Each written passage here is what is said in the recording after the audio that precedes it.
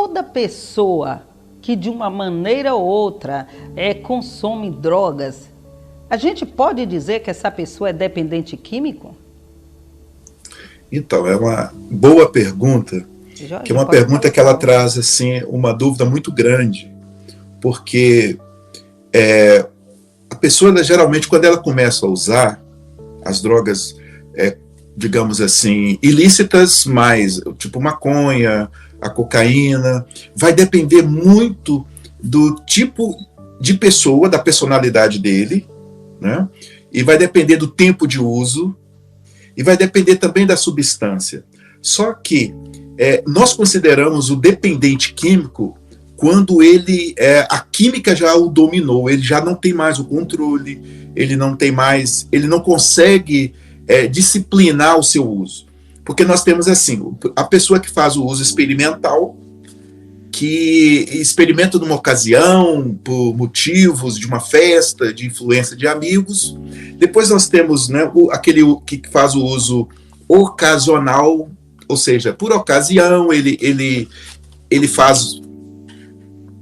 tem essa oferta da droga, mas ele não usa frequentemente, mas ele está ali já tem um hábito de fumar, né? Ou de usar, ou injetar droga, ou cheirar, né? No caso da cocaína. E tem aquele usuário habitual, que já faz parte do hábito dele, né? Isso, nós estamos falando das drogas ilícitas. Certo. Então, ele já tem aquele costume. Nós consideramos o dependente químico aquele assim que ele não tem mais controle nenhum. Só que tem um detalhe. Quando que a pessoa perdeu o controle? Que tipo de exame é feito? Entendeu? Às vezes a pessoa ela já é um dependente e só que ela não se dá conta. Ela não percebe.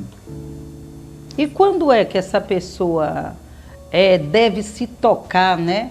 Deve perceber, tem algum gatilho, tem alguma coisa que a pessoa mesmo, ela pode ser assim, aquela luzinha que diz assim, ou aquela vozinha que diz assim, epa, eu estou ficando dependente, eu já estou dependente. Tem algum sinal? Geralmente, esse sinal nós consideramos como perda. Que tipo de perda é essa? Ele perde a capacidade dele, de repente, de ter o controle na escola, nos seus estudos, no seu trabalho, a questão financeira, ele não mais tem aquele controle de usar só quando quer, só ocasionalmente, ele perde completamente, e geralmente dessa perda, ele se depara com uma realidade que vai gerar algum tipo de constrangimento, familiar ou profissional, ou nos relacionamentos afetivos, e aí é que ele percebe que, assim, opa, eu perdi o controle. Porque a droga, eu quero citar um exemplo aqui, eu considero 4 fases da droga, né, do usuário de droga. Ele tem aquela primeira fase, que é a fase de lua de mel, onde tudo dá certo, onde tudo funciona, ele tem um controle. A segunda fase é a fase da ilusão de controle. Ele acha que ele dá conta, ele não é viciado, ele não se vê como tal, ele não se vê dominado pela substância. Pelo contrário, ele acha que ele tem um controle. E a própria substância gera essa sensação de controle.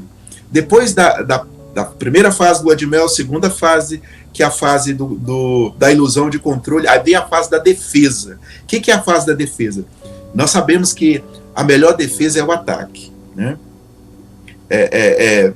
Ele começa a se defender quando alguém o aborda com relação à droga. Olha, eu acho que você está exagerando, eu acho que você está gastando demais. Aí ele já começa a defender, que nós chamamos de a fase da defesa. Ele defende o uso da droga, ele não se vê como um dependente ainda, né? Mas a família, os amigos, o trabalho começa a perceber isso. E a última fase é o fundo de poço, entendeu? Só que a droga trabalha muito com a questão da fantasia.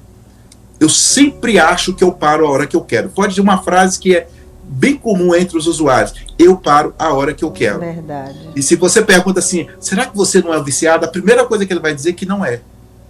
Entendeu? Então, assim, geralmente o gatilho é perda de controle. Certo. Ou um fato acontecido no trabalho, em casa, alguma fatalidade, assim, para que ele perceba que a droga não está mais proporcionando aquela fantasia, aquele prazer que ele iniciou. Aquela lua de mel já passou, né, digamos Exato. assim.